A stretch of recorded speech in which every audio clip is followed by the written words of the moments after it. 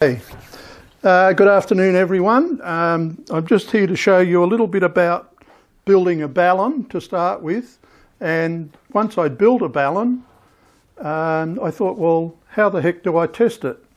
If I find a ballon or have a ballon, how can I test it to make sure it's okay before I go to the trouble of putting it up in the air? And I recently did the guesstimation work with a ballon for Jamie. VK2AOR helped him put a dipole up, and but there were other issues with coax and things. But in the end, we had, I just can't think of the name of it at the moment, RAFI or something like that. It was a Japanese moulded brown bakelite ballon, and it was a 1-to-1 ballon, which is just what we want for a dipole. So a dipole is basically, we'll make it a box and we'll call it a ballon.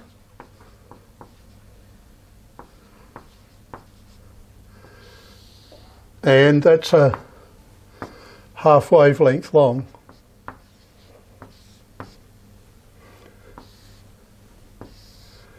So this is the basic system. So my yard's only a small yard, so I've only got a 40-metre ballon up at the moment.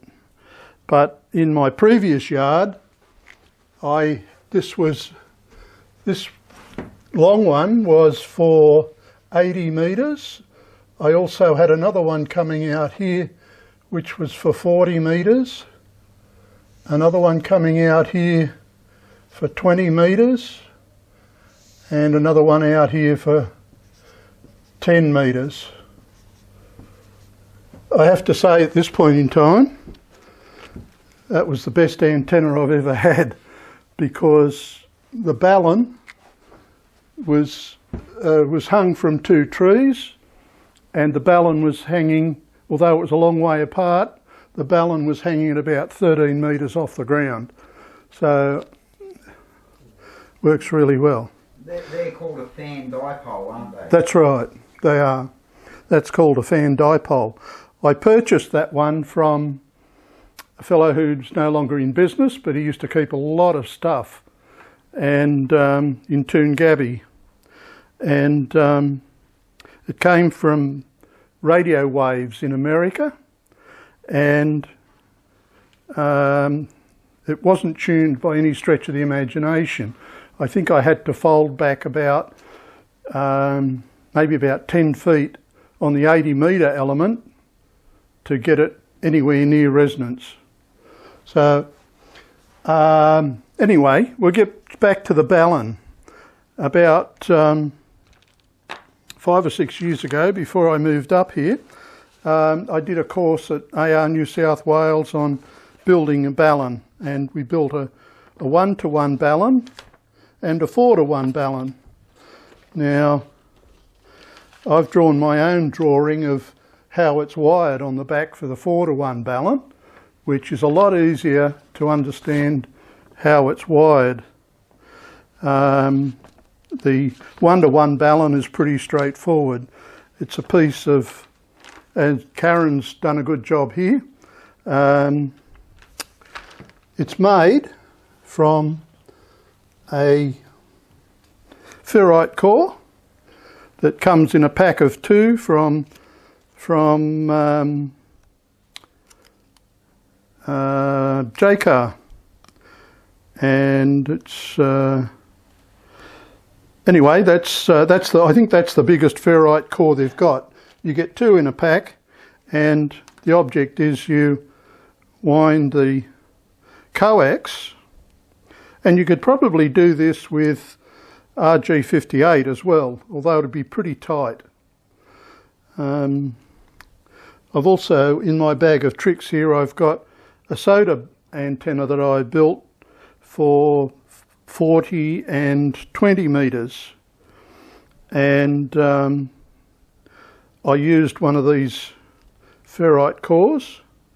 Then when you get to the end, you've got to actually cross it back over, so it comes back around the other way, and that keeps it all in phase through the ferrite core.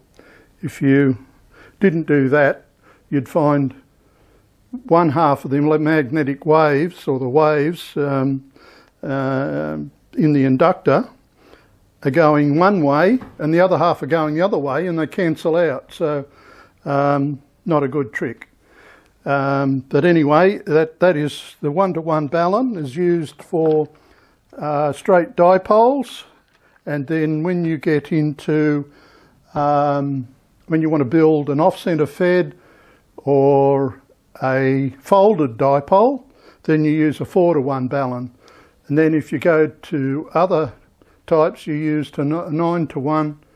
I think they call it an unun. Yeah, unun's a 9-1, 16-to-1, and yeah. 4-to-1. Anyway, getting back to what prompted this discussion. Did I bring my shifter? Brought everything else but the kitchen sink. So I'll just lose a little pair of pliers. They're not done up tight, so it's not going to be a problem. So I'll just undo.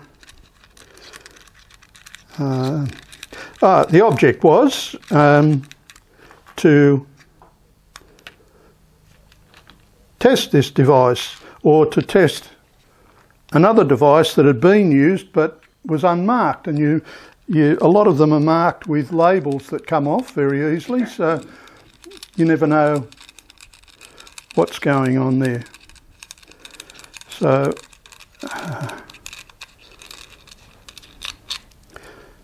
they're good little termination points, those. This is the Mtron kit that you can buy off the internet, and it comes with all the bits ready to make up your ballon. So the only other piece is some wire. $1 a metre from AR New South Wales. There you go, fantastic. And you need a couple of egg insulators. Now I've just found that Ridley's down the road here, a little sort of hardware come stock feed store, sells insulators for electric fences, $1 each. So they've also got porcelain ones there for $1 each. Well, they might be $1.50. Anyway, the trick was how do we test this thing? So I saw a fellow's talk, a fellow named Phil Salas, who is an American amateur, and he does a lot of very good articles about building your own stuff. And he came up with the idea of using the antenna analyzer to be able to set his S meter in his radio and to check its precision. And he found out that these little devices not only are good for checking the SWR of your antenna, there's lots of other uses. And one of the other uses is that it's a signal generator. So it produces 2 volts peak to peak. And that was too strong for too high a signal for what he wanted to do. So he worked out how to make some attenuators to put in line, so that you could put these attenuators in line, turn on the device, dial up the frequency, and you would have a 0 dBm signal, which gives you an S9 on your meter if the meter's correct. And he did a test on his IC706 and it was spot on. So that's one of the uses, but that prompted me to look for other articles, and then I saw this other article. I didn't see the other article. I then got out the manual. If all else fails, RTFM. Read the flaming manual. Now, it lists a whole swag of things. Typical uses.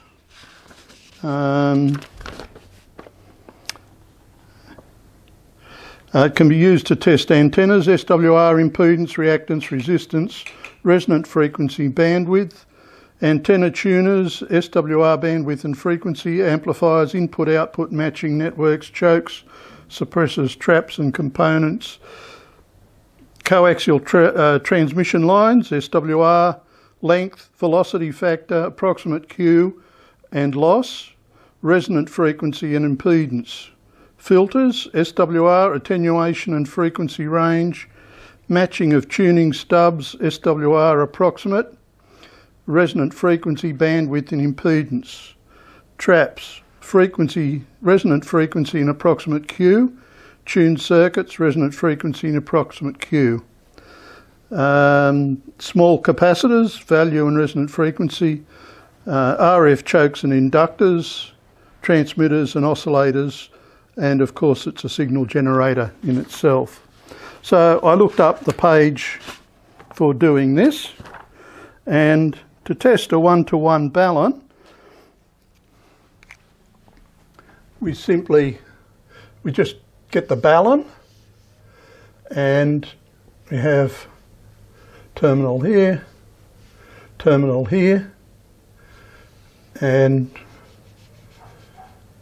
we have a resistor here,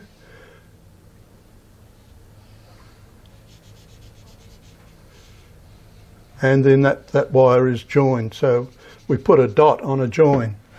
So it's not connected to anything else, and then out of the top we'll have the SO239. So we just bring that across and connect it up to antenna analyzer.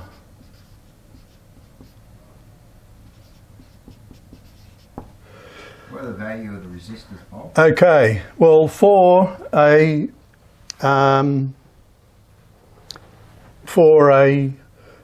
one-to-one ballon, we're looking at, so this is a one-to-one, we're looking at 50 ohms.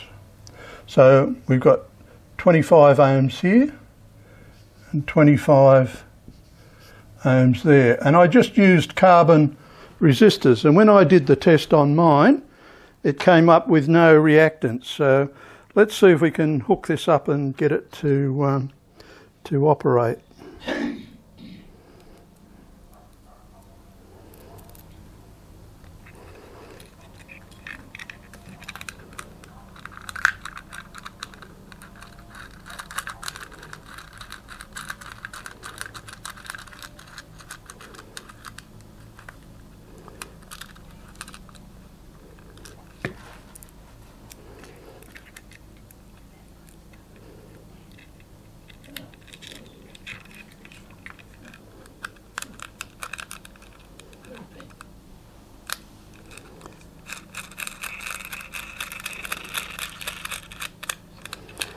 So the way we connect it, I think finger tight will do it.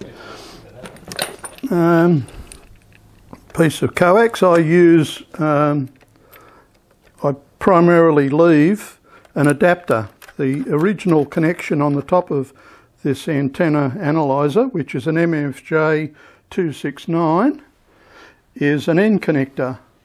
So they're a bit fragile if you're pulling them off and putting them on all the time. So, and a lot of my stuff in HF is PL259s anyway.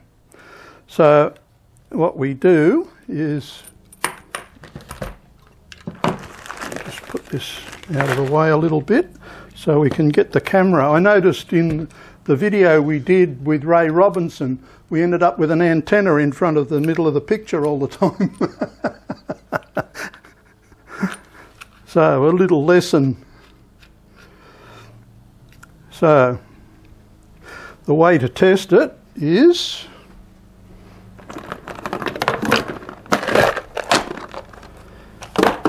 we need a shorting lead. It's not too short and it's not too long. But now we just hook that onto the earth pin on the antenna analyzer, and we can turn the analyzer on and I've got it on the 4 to 10 megahertz range, so it comes up with the frequency. So we'll dial up 7.1. Oh, it's actually, oh yeah, I see what you mean. I'm not working on the antenna. See, 7.1 is halfway between 7.0 and 7.2, which is where most of the work is done, because at night 200 to 300 is swamped with Asian music, etc.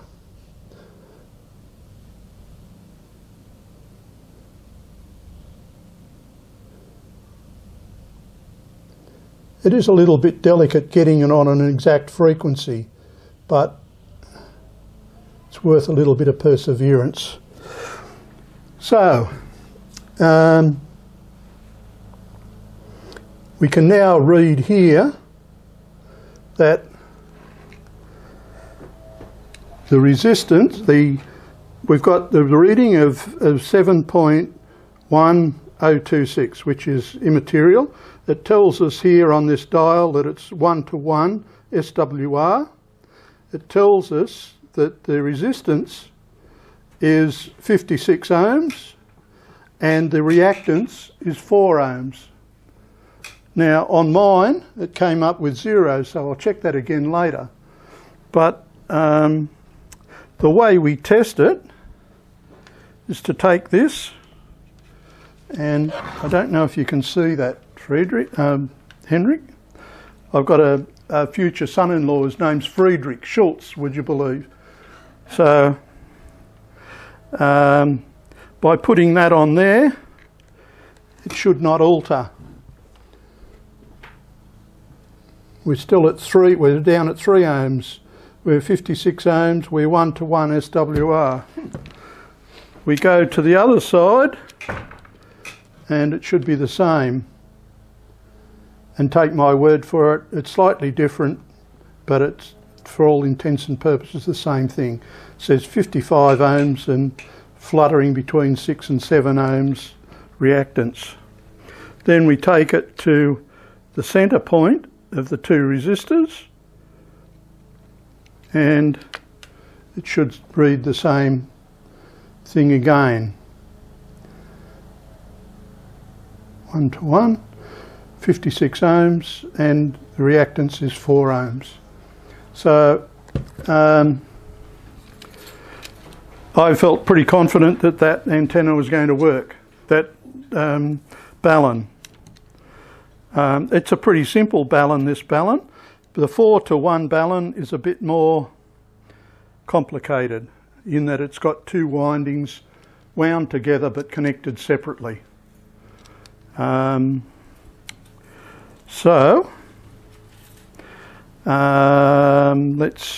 just turn that off for a minute. This unit has, I've got dry cells in it, which are AA batteries, and I think there's 9 of them in the back. So if you leave it on for a couple of days, it'll come back, it'll be flat.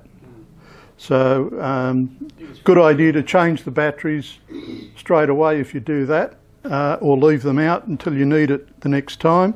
The other connector it's got is a 12 volt DC power connection at the top, and you can use it as a frequency counter as well. It's got a frequency counter input here and a B and C connector. If you're working on another piece of equipment, you want to find out what frequency it is. So I don't know if we're going to get outside and put this antenna up of Karen's, and we haven't got enough room in here to string it out. Is it for 40 metres? Yeah. So it's about 8.9 or 9.8 or 6. Yeah, that'll be about right. Be pretty close. We've got the flagpole there and the, yeah. and the other Oh, one here. it has been tested. Well, we'll do it in the second half of the video if that's okay, Henrik. I really enjoyed Ray Robinson's talk about the Raven radio systems that were were military equipment, principally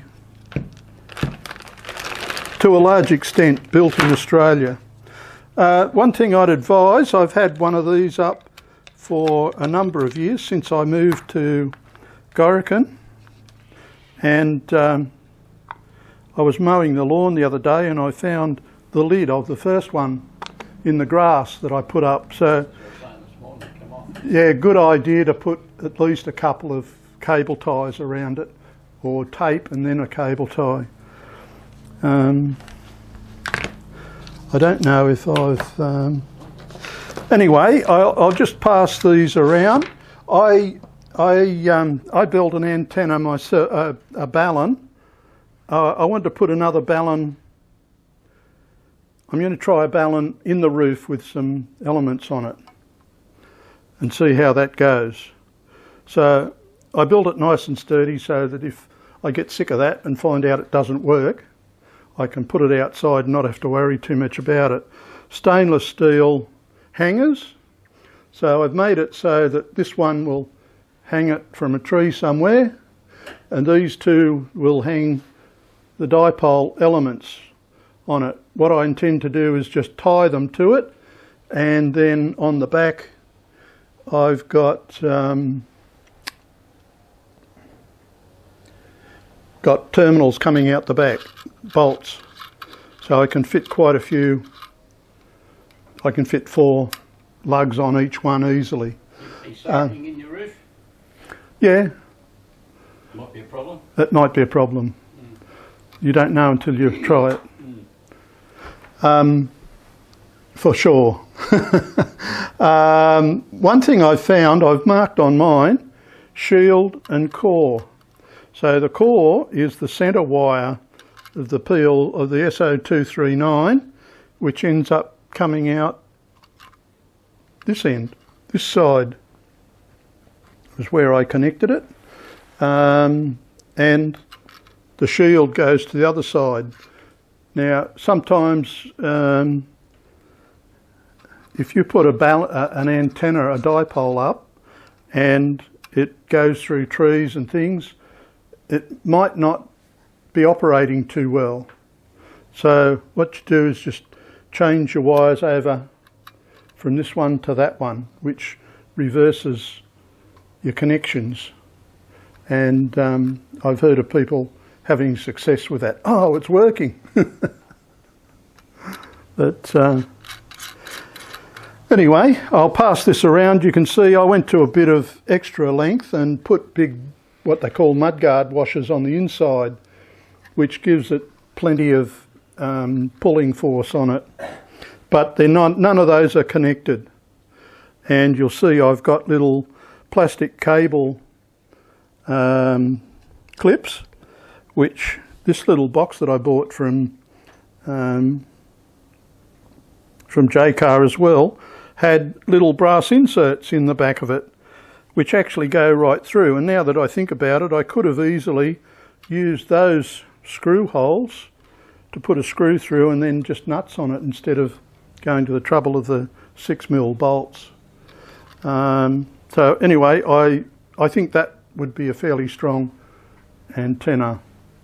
I'm not sure if they give a rating of how much power. I got a really bad copy of the instructions. 5 kilowatts. 90,000. The 5 kilowatt is for those ballon design ones we bought from the States were 5 kilowatts. Yeah, they've got bigger cables in them, Maybe, yeah. much heavier. I'm sure that one I put together was 1 kilowatt. Sorry? 1 kilowatt. 1 kilowatt. One. And RG58 will handle a kilowatt on HF. And we're never ever going to put a kilowatt through them, so It's a safety factor, isn't it? it's a safety. No, never say never. Good on you. Oh, not me, I don't need to. So I'll just pass these around. That's the inside of another one that's made differently without coax. It's Yeah, that's the way I tried to make mine, yeah. with enamel copper. Probably what you need to do is put it in a bit of clear plastic tubing so it holds the two windings together. So on the back there I've drawn my diagram of how the 4:1 balun is wired. They're the original Mtron things, and there's the pass the balun around, and I'll put Karen's back together and see if it works. It does sort of clip together, but it's not real strong. I think Bob pointed out that it's the temperature change. And Come on, mine is the same like our mine on the ground. And we've also got to put a hole in the bottom for condensation. Yeah, you've got to put a hole in the bottom of them, let the water out, let the condensation out. I don't want any water to get in. Yeah, but you still need... Yeah, I know. That's There's the The aerial I brought off in the ferrite core and the thing, if you want to write down the number. It's not very expensive. Probably the most expensive part was the box. The box that I bought. I've got a heap of those at home. I've just got to get some of that. What did you say it was? Ferrite? No, the coax. 174. RG174. If we've got a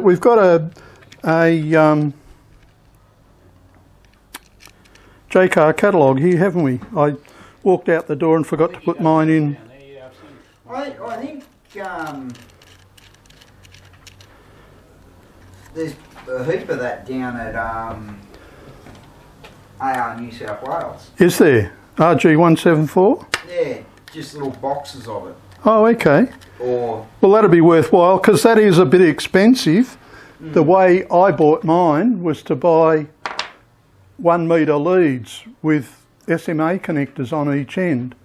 For this project you don't need SMA connectors, so I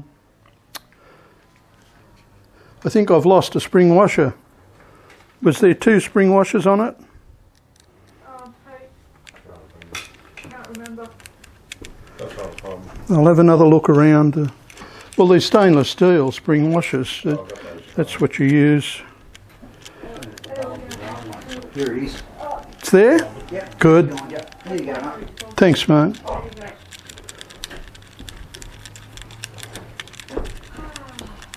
that's 174.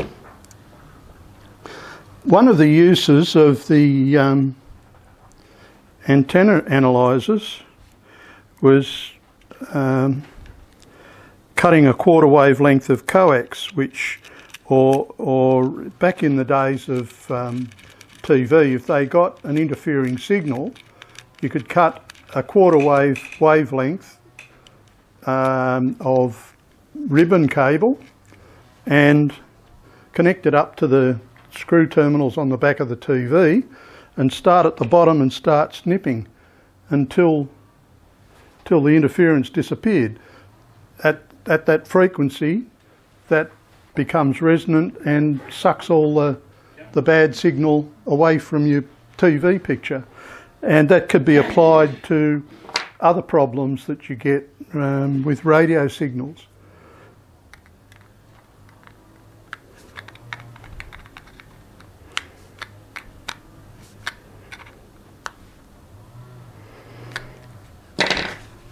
Okay, that's the outside part of the project organised. Now, if you want to test a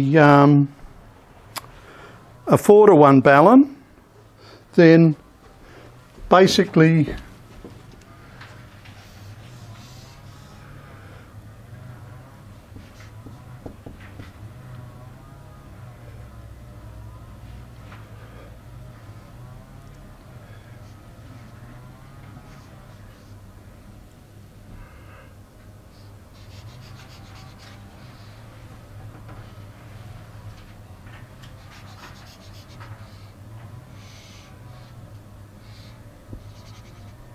it uses, now I'll have to check the diagram, it's not set up exactly the same way.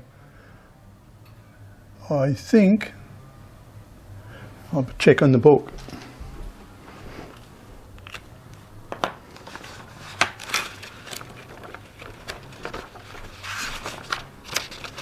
Now, all I've used here is carbon resistors.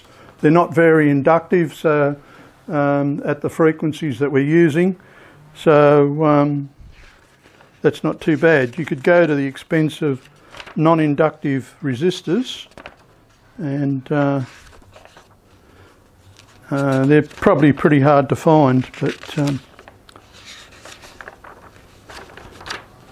it's always the way, isn't it? You need. That's that one. Ah, yes. There it is. So what we do with this one is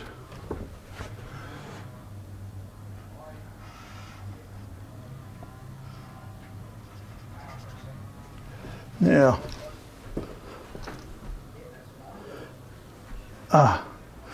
what we do is bring this one back to the shield connection. No, sorry, that's not quite right. It's a bit hard to see. It looks like it's the shield. It shows in this diagram, back to the shield. And then you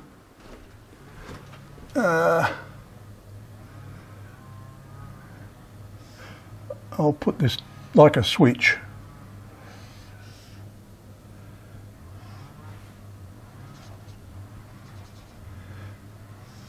So imagine you're using your wand, I'll call that a wand for better of a, or your jumper lead, and you connect it firstly to this connection and then to that connection. Now this has to be, and I've got to get this right because I didn't do a test on this one.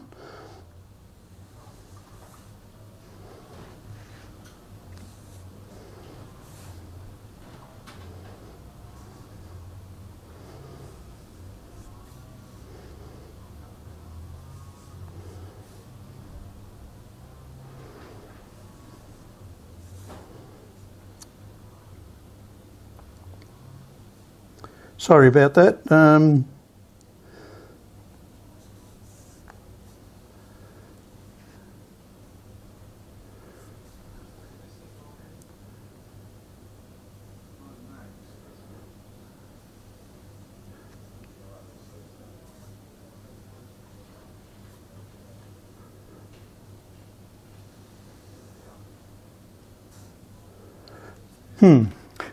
Sometimes these things need a little bit of rereading because it's not clear as to, but it shows in the diagram that by testing from one to the other, that you'll get similar reading to what we've got, but I'll have to reread that and check that out. But the interesting thing is if it's a 4-to-1 ballon, it's going on to an off-centre fed, which is 1/3, 2/3 the antenna, and it's typically about 200 ohms. 200 ohms, so we've got two resistors in parallel, so what do they need to be?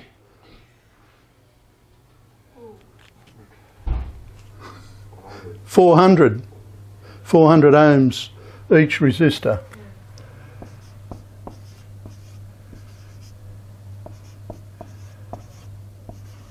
That'll be my project to perfect the testing of 4-to-1 balance.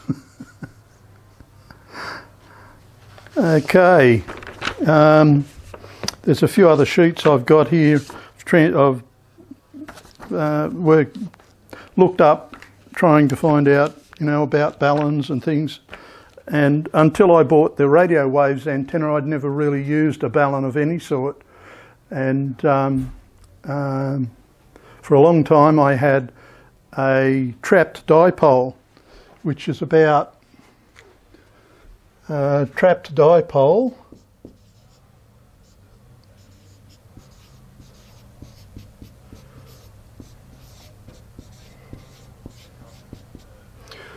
is a piece of coax coming up,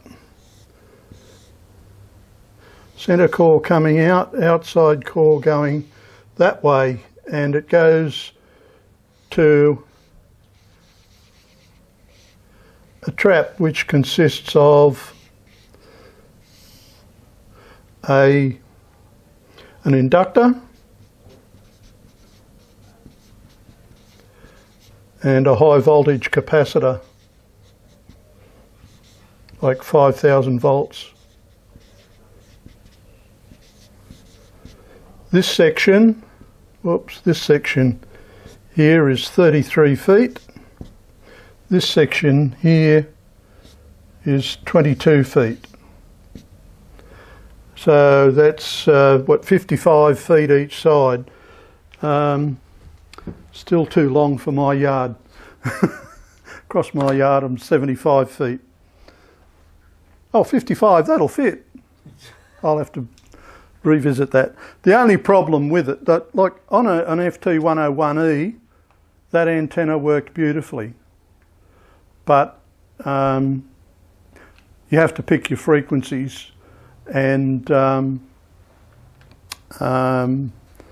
got a book by W2DU called Reflections, and it's all about antennas, transmission lines, and how things work. And he doesn't rate that antenna very highly. It's too many bits and pieces. What he says is, what we're doing here is a dipole, and in fact a fan dipole,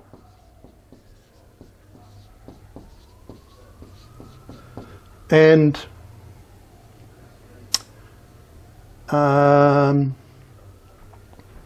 we have a ballon, a one-to-one ballon, and we bring it down to an antenna tuner to the radio. Hope I'm in view there, Henrik, or is this chair in the way?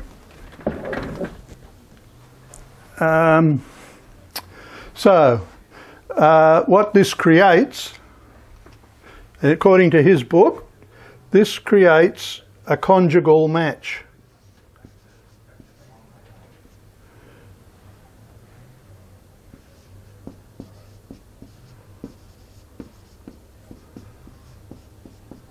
Where the impedance out of the antenna tuning unit is exactly the same as the output of the ballon. So the length of the cable is, all you need is the length to reach from the ballon to the ATU. And there's a lot of other things that talk about the length of coax. In fact, even in the ARRL antenna handbook, there's a whole section there on what lengths of coax you should use. This bloke was an antenna engineer and worked on, of all things, Oscar 7. He built one of the trifiller helix antennas that was put on Oscar 7 for 1296 megahertz, but never got used because of international disputes at the time. So, Bob, any questions? you really, with coax, you don't really have to worry about any length. It could be anything. Not according to the ARRL handbook. So mine, Jesus, how long's mine? Might be 150, 180 feet long. How many wavelengths is it? Oh, well, I don't know if that's exact, because it goes down the tower 50, Yeah, goes down one end yeah. 30, and goes back. I'm a bit like you sometimes. Suck it and see if it works. There's a whole section in. But I got ribbon cable coming off it too, which makes it. Oh well, okay, that's a different story. You got a G5RV, so. But the off-centre dipole was the same. It just I didn't worry about length of cable. Worked brilliant. That's what I didn't cover. How do we work out what the length of our dipole is going to be? Okay.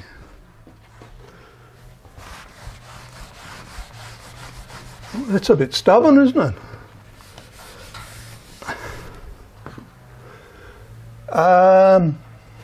Radio waves travel at 300 million metres a second. Our radio frequencies are generally in megahertz, so we apply the formula 300 divided by 7.1, and that gives us a 1 wavelength. Now, when you're building an antenna, we divide that again by 4. So, someone want to do that quickly in there? Yep, 300 divided by 7.1, which equals 0.1 equals 42.25. 42.25 Close enough. metres. Yep. We're going Now divide that by 4. divided by 4 equals 10.56. 10.56. Okay. Now, there's two things. You've got to tie your cables at this end, and you've got insulators at this end. Now, I would suggest in the first instance, if you're going to build an antenna, that you cut it to that length. Now, what you can do is, or what I suggest you do, is once you get it tied off, measure from the ballon to the end of the wire and put a mark, put a bit of tape, a bit of red tape or something around at 9.8 metres, and then just see how close you can get to it. What you can do is you'll probably need to trim some off it because we have what's called end effect on the antennas, and that tends to shorten the length. So I just find that for, what is it, maybe 750 millimetres of wire, you've got a bit left over to adjust it if you want to adjust it slightly out of band or you want to retune it. And what you do with that is, I'm not sure how Karen's done this, it's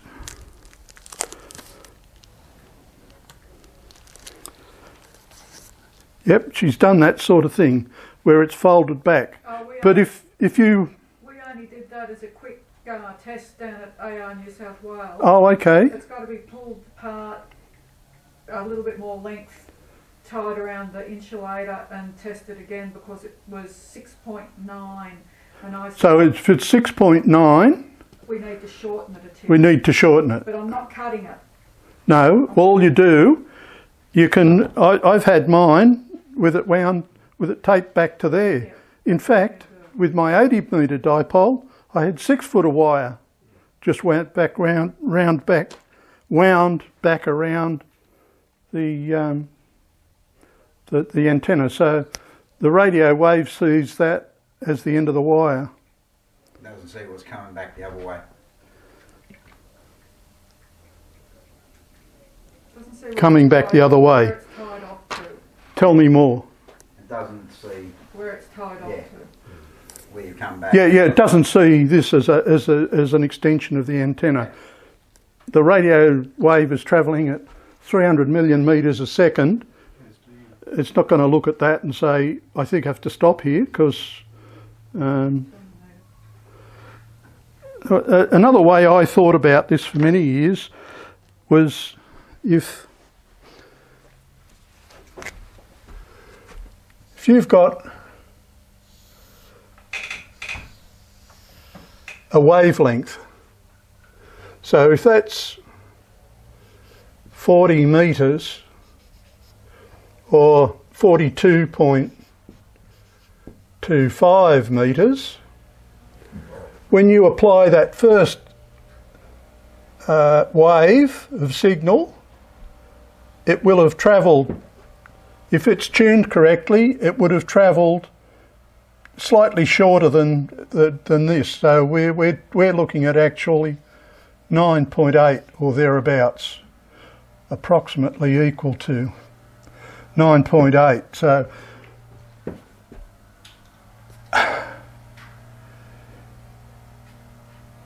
in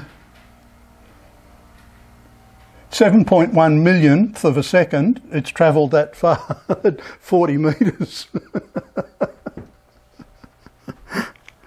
So it's just a quick, easy. They had another calculation which was for feet, which was 468 divided by the frequency, which I find a bit cumbersome. This is just so easy.